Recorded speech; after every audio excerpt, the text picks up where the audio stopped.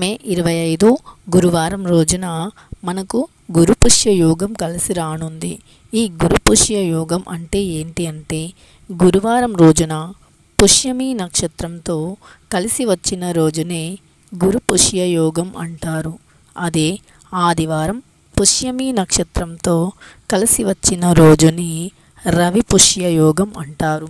అయితే ఇవి చాలా అరుదుగా వచ్చేవి. గురు పుష్య యోగము అయినా రవి పుష్య యోగము అయినా చాలా అరుదుగా సంవత్సరంలో 1 లేదా 2 సార్లు మాత్రమే ఈ యోగాలు అనేవి వస్తూ ఉంటాయి. మరి ఈ యోగం రోజున ఏం చేస్తే మన ఇంట్లో సిరి సంపదలు కలుగుతాయి, ధనవర్షం కురుస్తుందో ఈ వీడియోలో మనం తెలుసుకుందాం. అయితే ఈ గురు పుష్య యోగం రోజున మనం ఏదైనా పనిని ప్రారంభించడం అనేది గురు పుష్య యోగం రోజున లేదా రవి పుష్య యోగం రోజున ప్రారంభించడం వల్ల ఆ పనిలో అద్భుతమైన ఘన విజయాన్ని సాధిస్తాం అని మనకు శాస్త్రాలు తెలియజేస్తున్నాయి.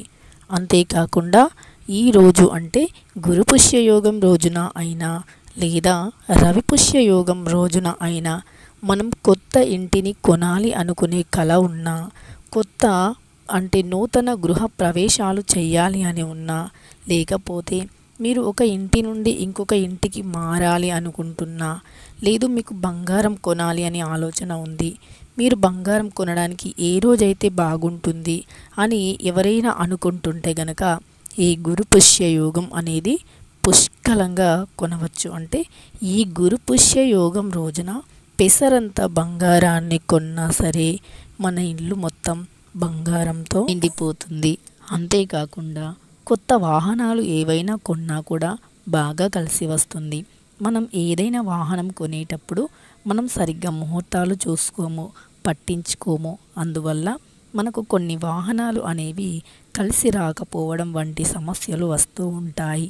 మరి ఈ రవి పుష్య యోగం రోజున లేదా గురు పుష్య యోగం రోజున గనక వాహనాలు కొన్నా, గృహ ప్రవేశాలు చేసినా, లేదా కొత్త ఇంటికి మారిన, నూతన వస్త్రాలు తీసుకున్న, బంగారం వెండి వంటి వస్తువులను తీసుకున్న చాలా మంచి ఫలితం కలుగుతుంది. ఇక మీరు మళ్ళీ మళ్ళీ బంగారాన్ని కొంటూనే ఉంటారు. అద్భుతమైన ధనయోగం మీ వెంటే ఉంటుంది. డబ్బు బంగారానికి లోటు అనేది ఉండనే ఉండదు. అలానే ఈ గురు పుష్య యోగం రోజున ఏ పూజ చేయాలి, ఏం చేయాలో ఇప్పుడు ఈ వీడియోలో తెలుసుకుందాం.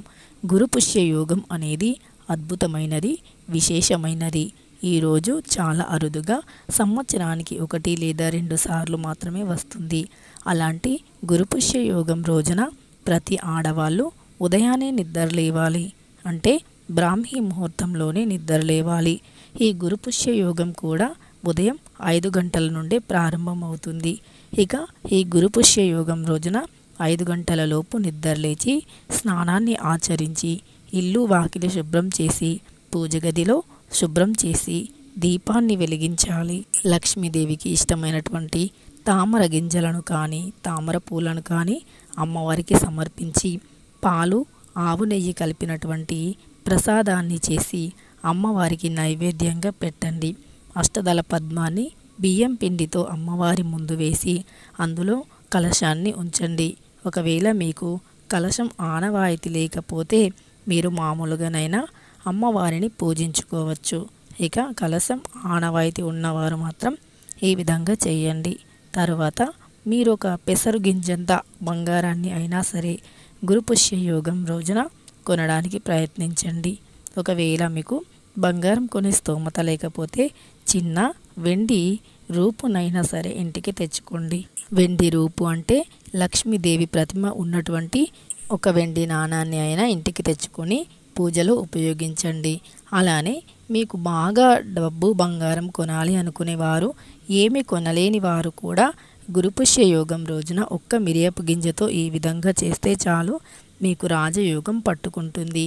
మీరు డబ్బు బంగారాన్ని ఎప్పుడూ కొంటూనే ఉంటారు. ఒక్క మాటలో చెప్పాలి అంటే లక్ష్మీదేవి అనుగ్రహాన్ని ఖచ్చితంగా పొందగలుగుతారు. మరి ఈ మిరియాలు అంటే లక్ష్మీదేవికి అంత ఇష్టం. మిరియాలు ప్రసాదంలో వేసి అమ్మవారికి నైవేద్యంగా పెట్టడం వల్ల సకల సంపదలు కలిగి గురుపుష్య యోగం బాగా కలిసి వస్తుంది. ఈ మిరియాలు అంటే లక్ష్మీదేవికి చాలా ఇష్టం. మీరు పులిహోర చేసి అందులో మిరియాలను వేసి అమ్మవారికి ప్రసాదంగా పెట్టినా చాలా మంచి ఫలితం ఉంటుంది. లేకపోతే దధ్యోజనంలోనైనా మిరియాలు వేసి అమ్మవారికి ప్రసాదంగా పెట్టినా మంచి ఫలితం ఉంటుంది. లేదంటే గారెలు చేస్తాం కదా మనం, ఆ గారెల్లో మినప గారెల్లో ఈ మిరియాలు వేసి ప్రసాదంగా చేసి అమ్మవారికి నైవేద్యంగా పెడితే మంచి ఫలితం ఉంటుంది. అలానే గోమాతని గురుపుష్య యోగం రోజున పూజించి గోమాతకి ఏదైనా ఆహారాన్ని పెట్టి గోమాత దీవెనలను పొందినట్టు అయితే మీకు ఇక తిరుగు ఉండదు. మీరు గోపూజ గోసేవ చేసుకుంటే మీ ఇంట్లో ధనవర్షం, ఎప్పటికీ కూడా అలాంటి వారికి ఆపద రాదు. గోపూజ గోమాత దీవెనలను పొందడం లేదా గోమాతకి ఏదైనా ఆహారంగా పెట్టడం వల్ల మీ సంపద రెట్టింపు అవుతుంది. తీరము అనుకున్న కోరికలు తీరుతాయి. సకల దేవతల అనుగ్రహం కలుగుతుంది. గోమాత భూమిపైన ఉన్నటువంటి లక్ష్మీదేవికి సమానంగా భావిస్తూ ఉంటాము. అయితే మీరు మే 25 రోజున గురుపుష్య యోగం రోజున ఒక్క మిరియపు గింజతో ఈ విధంగా చేసి చూడండి. ఇక మీకు అద్భుతమైన రాజయోగం, గురుపుష్య యోగం అన్నీ కలిసి వస్తాయి.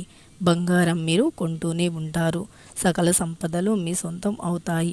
మరి ఆ మిరియపు గింజతో ఏం చేయాలి అంటే, గురువారం పుష్యమి నక్షత్రంతో కలిసి వచ్చిన రోజు ఒక్క మిరియపు గింజను తీసుకొని నీటిలో నానబెట్టండి.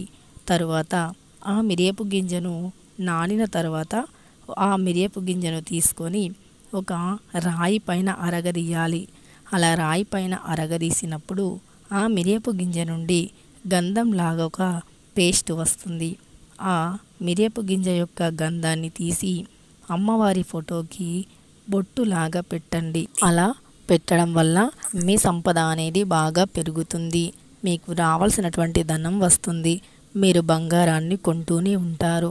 ఒకవేళ నూతన గృహాన్ని కొనాలి అనుకునేవారు గురుపుష్య యోగం రోజున అడ్వాన్స్ని కూడా ఇవ్వచ్చు. లేదా ఒక నూతన వెహికల్ అంటే ఒక నూతన బైక్ కానీ కార్ కానీ కొనాలి అనే ఆలోచన ఉన్నవారు గురుపుష్య యోగం రోజున ఆ డబ్బుని అడ్వాన్స్గా ఇచ్చేయండి. అంటే మీరు బైక్ తీసుకోకపోయినా డబ్బుని మాత్రం పే చేయండి. ఆ రోజు ఖచ్చితంగా మంచి ఫలితం ఉంటుంది. బంగారం అయితే పెసరంతా ఆవగింజంత బంగారాన్ని తీసుకున్నా ఇక మీ ఇల్లు బంగారుమయం అయిపోతుంది. ఎన్ని తులాల బంగారాన్ని ఇప్పటి వరకు బ్యాంకులో తాకట్టు పెట్టినా సరే ఆ బంగారాన్ని విడిపించుకునే యోగం కూడా కలుగుతుంది. అంతేకాకుండా పుష్యమి నక్షత్రం గురువారం రోజున ప్రతి శుభకార్యాన్ని నిస్సందేహంగా మీరు చేసుకోవచ్చు. ముఖ్యంగా గృహప్రవేశం వంటివి.